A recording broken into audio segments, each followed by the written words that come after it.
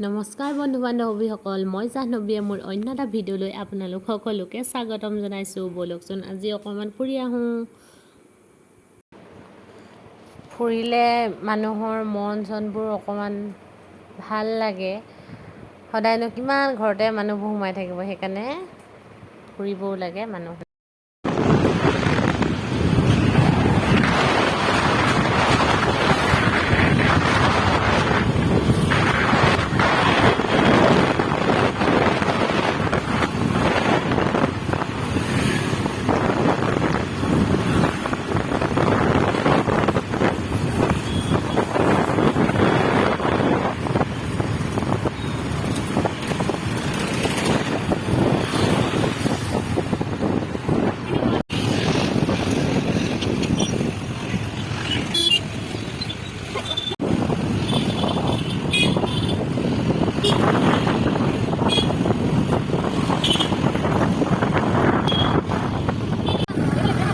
স্কুলখন দেখিছে, হৈছে বেজবৰুৱা উচ্চতৰ মাধ্যমিক বিদ্যালয় আৰু এইখনৰ পৰাই মই হাই ছেকেণ্ডেৰী পাছ কৰিছোঁ।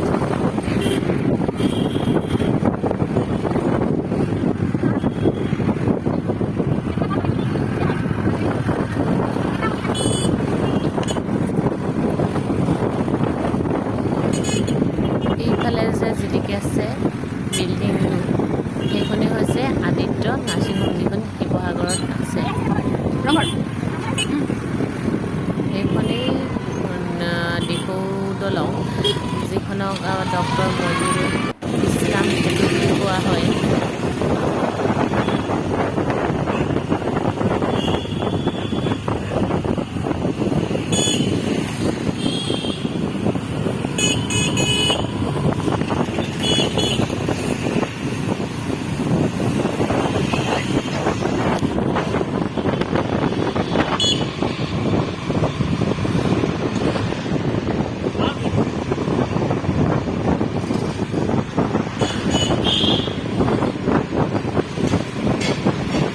আপোনালোকে দেখি আছে ভিডিঅ'টো, এই ভিডিঅ'টো বনোৱাত মোক সহায় কৰি দিছে মোৰ দুগৰাকী ননদে।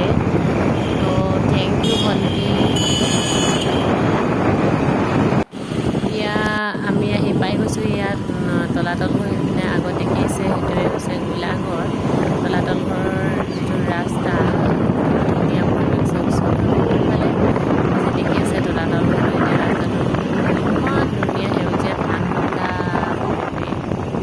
মানুহবোৰ এটা দুটা দেখিছোঁ, মানে এতিয়া বন্ধ দিনটো কৰোণাৰ কাৰণে খোলা নাছিলে, তথাপিও এবাৰ মাৰি যাওঁচোন খোলা আছিলে নে চাই যাওঁ।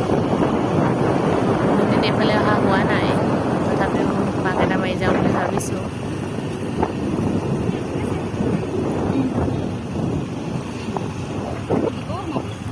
এয়া আমি আহি পাই গৈছোঁহি তলাতল ঘৰ। এতিয়া মই যিসকলে নাজানে তেখেতসকলক তলাতল ঘৰটোৰ বিষয়ে দুআষাৰ কৈ দিছোঁ। এই তলাতল ঘৰটোৱে হৈছে আহোম স্বৰ্গদেউসকলৰ দিনত নিৰ্মিত এটা ৰাজমহল। এই ৰাজপ্ৰসাদটো ৰাজেশ্বৰ সিংহৰ দিনতেই সজোৱা হৈছিল। এই ৰাজপ্ৰসাদটোৰ কোঠালিবোৰ সমানভাৱে সমান্তৰালকৈ সজোৱা আছে। ইয়াৰ প্ৰত্যেকটো কক্ষতে একোটা সৰু পথ সংলগ্ন হৈ আছে। ইয়াৰে প্ৰথম মহলৰ ওপৰৰ ভাগ উন্মুক্ত আৰু কোঠালিবোৰ অসমীয়া গৃহ বিন্যাস আৰ্হিৰে সজোৱা আছে। এতিয়া আমি তলাতল ঘৰৰ মুখৰ আগতে এইবিলাক কিবা বস্তু লৈ আছে, তাকে অকণমান দৰদাম কৰি চাইছোঁ, মিলিলে লৈ যাম আৰু কিবা এপদ এপদ।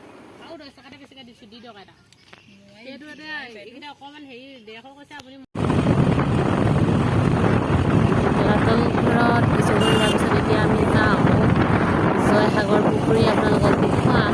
তো আহি আছোঁ, ভিডিঅ'টো চাই থাকক।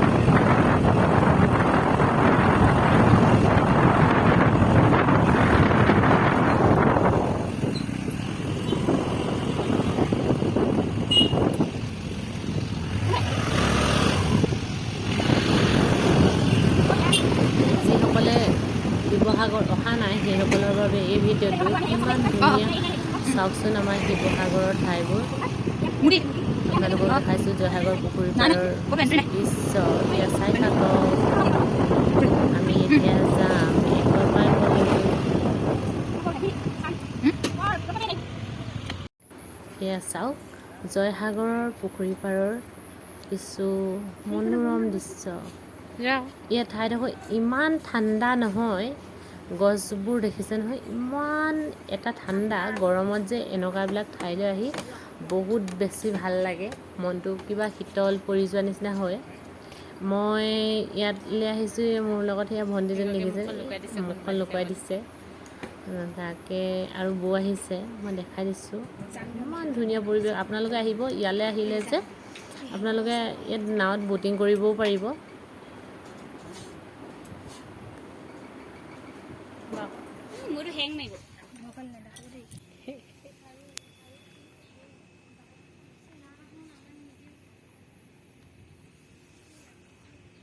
বহুত দিনৰ মূৰত আহিলোঁ।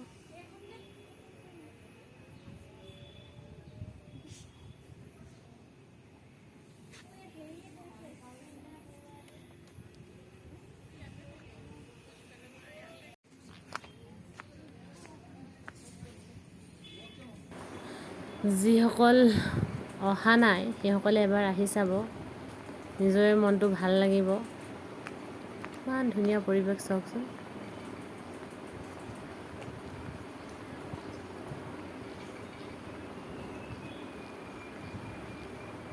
ইয়াত এখন ৰেষ্টুৰেণ্টো আছে, ৰেষ্টুৰেণ্টখনত আপোনালোকে খোৱা বোৱা কৰিব পাৰিব, বৰ সুন্দৰ বনায়। ইফালে আপোনালোকক দেখাম দেই,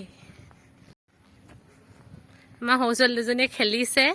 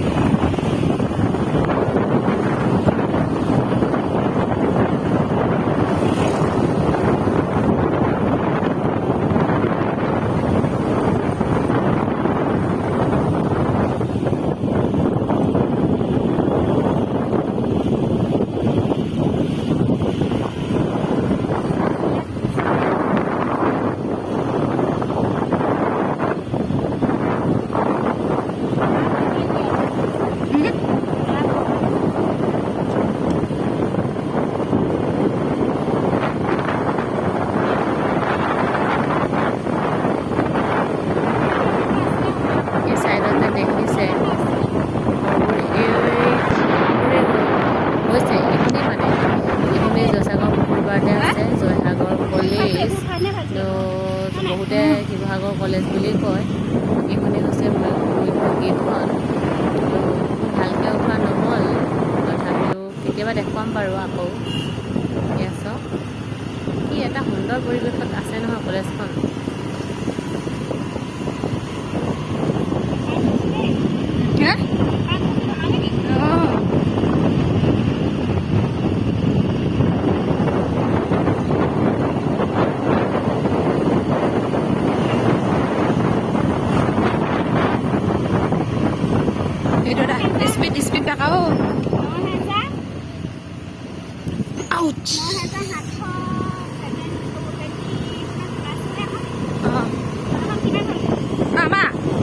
আমাৰখন কিনোতে কিমান আছিলে, এতিয়া 13,000 কিমান আছে।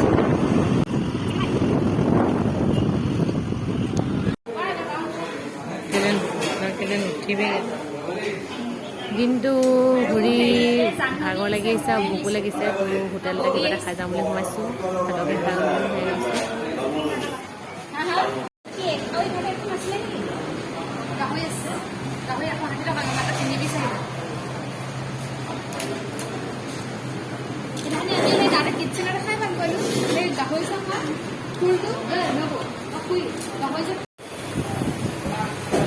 চিকেন বিচাৰিছিলোঁ, চিকেন নাপালোঁ। তো মাছকে লৈ ল'লোঁ আৰু তিনিজনীয়ে মাছ ভাত খাইছোঁ আৰু ভোক লাগি আহিছোঁ। বৌয়ে মোবাইল কভাৰ এটা কিনিছে। তো ভিডিঅ'টো ইমানেই আজিলৈ। ঘৰলৈ যাওঁগৈ, বাই বাই বাই।